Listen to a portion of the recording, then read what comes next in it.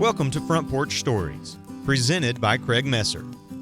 Back in the hills, down winding roads, and tucked between ridges, there are small towns and quiet hollers where stories live through the people who've called Appalachia home for generations.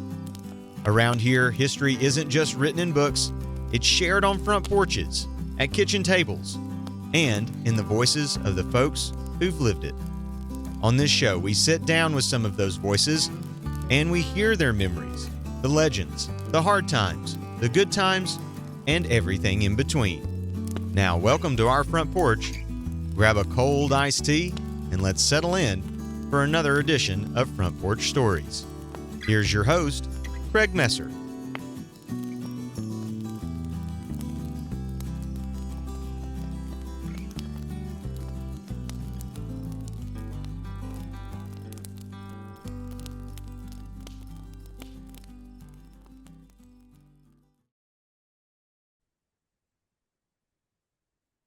Guys, welcome to season 2, episode 1 of Craig Messer's Front Porch Stories.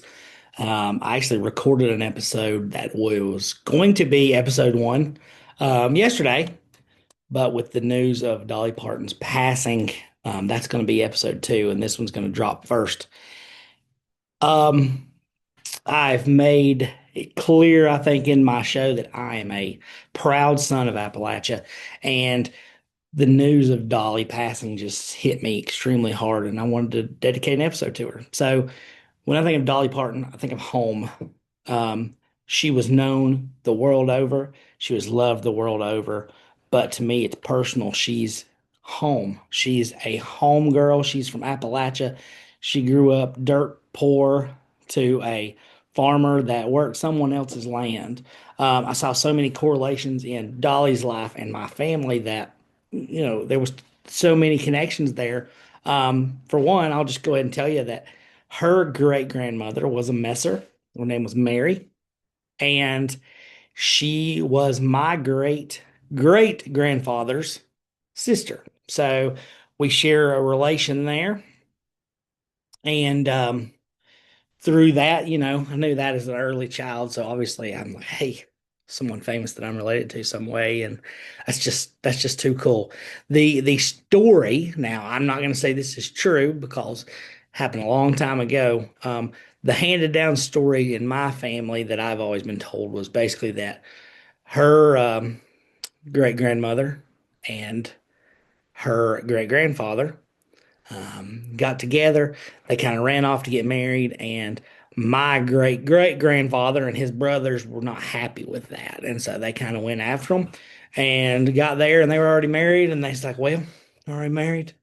I'm gonna welcome you in the family." So they and that would have been Jake Owen's parents, which was her grandfather. That was the pastor preacher.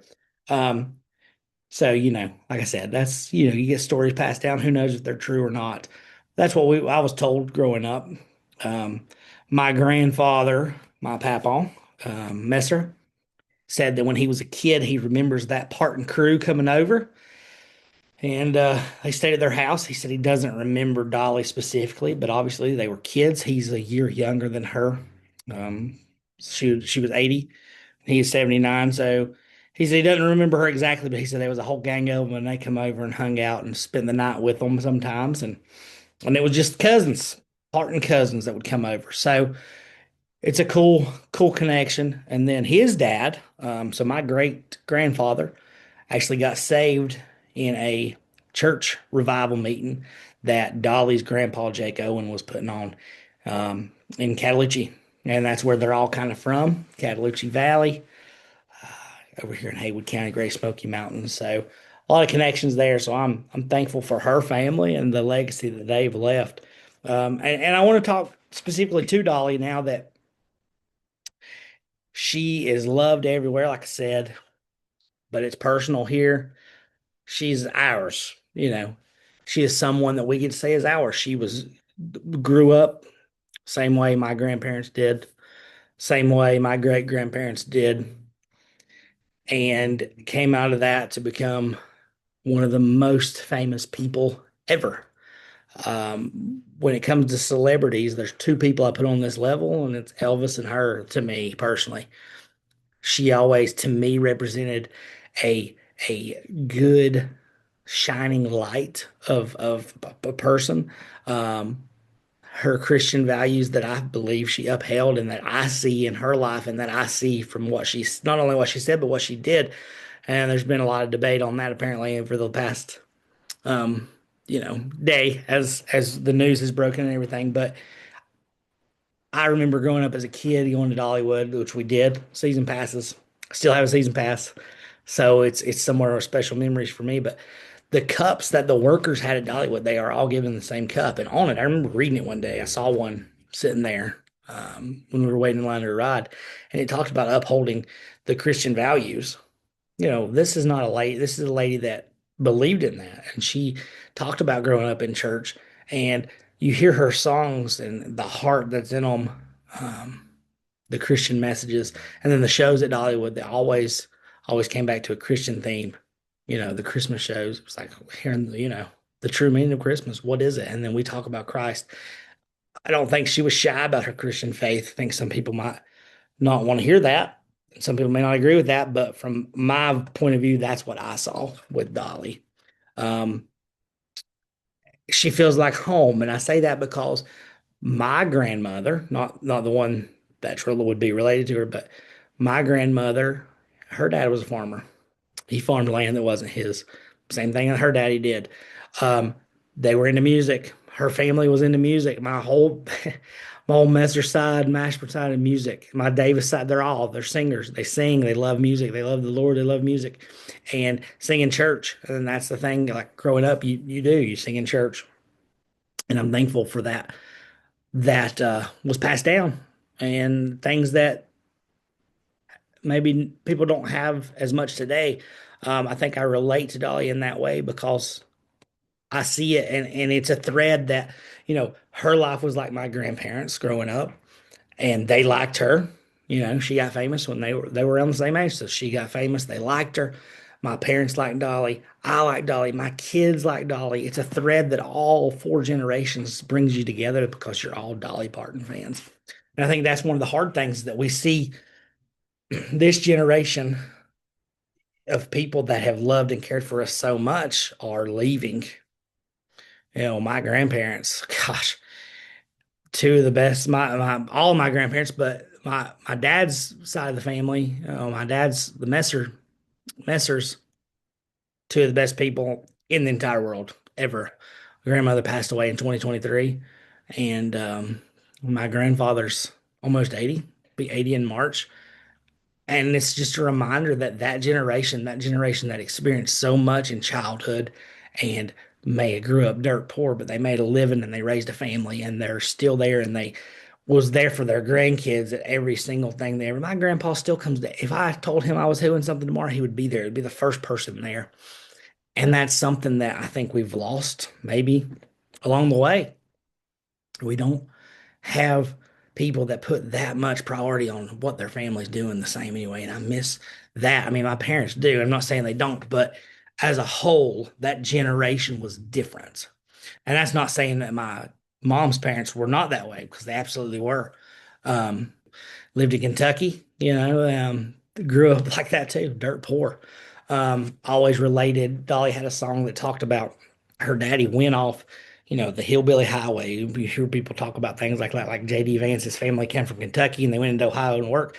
All of my family in Kentucky basically did that. They all left, went up north, Indiana, Ohio to work. My grandpa went, stayed a little while in Ohio, came back home. And Dolly has a song about her dad doing that, and he came back home. Um, they may have had harder work, may have had harder lives, but it was home. And I'm thankful that my grandfather did that um, because, my life would probably be a lot different if he would have stayed up north. Who knows? My parents may not ever met. I may not even be here. So many dynamics that go into that, but I relate to that as well in her life and her story. And 12 kids, you know, my grandparents, all four of them came from big old families. None of them had 12, but they had a bunch. So big, loving, caring families. And that's something that in Appalachia a lot of us have, and we're losing that as well. There's not those generations anymore. And I think that's something that with Dolly's passing, we see more than just her, but like I said, it's that generation. It's that missing of a part of America that's going away, and that was really a really good, strong part of America that is going to be missed. I hope my generation and these younger generations can see that and say, hey, we need to stand on what's true and what's real and biblical principles that have made this country great for generations. And we're going to revert to that. We're going to go back to that. We may not, I was raised in church. You out there, you may never step foot in a church. I encourage you, get in your history books, read the history of this country. I know many of you probably went to college and were indoctrinated with just such filth that this country is not this, that, or the other. Well, it was, and it is, and it was founded on those principles, regardless of what you were told in college. The truth is the truth, no matter what. And for this country to be what it could be, we first have to turn to Christ. We have to turn to Christ. Dolly was a great American, supported her troops, supported this country in so many ways. She was never political, never political. I have a theory on that, but I'm not going to share it, but she was never political. And I think that's great because we could all love her equally without certain sides getting mad because she supported so and so. I think that's a amazing thing. She was shut up and sang. She'd probably say something like that. I just shut up and sing. But um, she left a memory. We talk about Dollywood. That's something that I've done my entire life. From the time I was, I don't know, 5 or 6, I think we had season passes to now. I still take my kids there. And, the time spent there, the memories made with family, the changes that park has underwent, also the changes, you do as you grow up. I kind of grew with the park. Does that make sense? Got older with the park. It opened in 1986. I was born in 1990, so we're not the same age, but the changes the changes go through life, and that park continues to change and grow.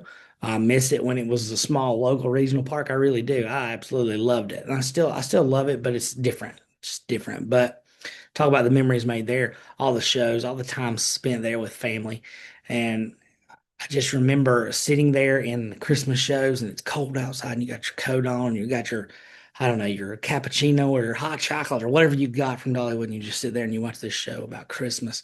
And the love that I always felt during those shows being with family. I can remember multiple times watching with a whole big gang of family that we would all go to Dollywood. And it's just the love that surrounded me in those moments. It's just something you can't replicate, I don't think, anymore today. And maybe that's something you just have as a child. I don't know, but it was just amazing, amazing times. I loved growing up and going there. I had my Dollywood bucket hat that I would love to find. I don't know where it is, but I remember one time I was wearing that to a ride, and somebody was like, "You must have season passes." And I laughed and I said, "Yeah, I do. And we don't live that far from here, so we come quite often." And you get to where you know the people that work there. It's not like that anymore. It's just not. But I miss those days. Those days were great. I remember going there and there not being a soul there. You just have your pick of the park. So fun. So it's great memories. I saw Dolly twice there. One time when I was younger, rumors she was going to be there. She's going to be doing in one of the shows singing, and so we waited like 2 hours in line to get in this show. And we get in there. They got all the way to the end. Dolly hadn't sang. She came out of the end. She sang 3 songs.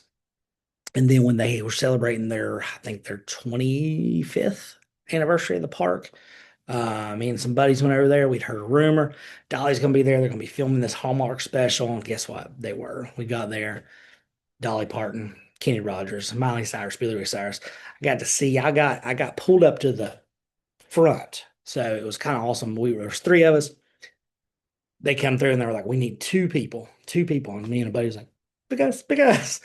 One of our buddies got left in the back, but we went to the front. We got on the 4th row, which was the closest regular folks could get. So everybody else above that was VIP. So we were the closest we could be, 4th row.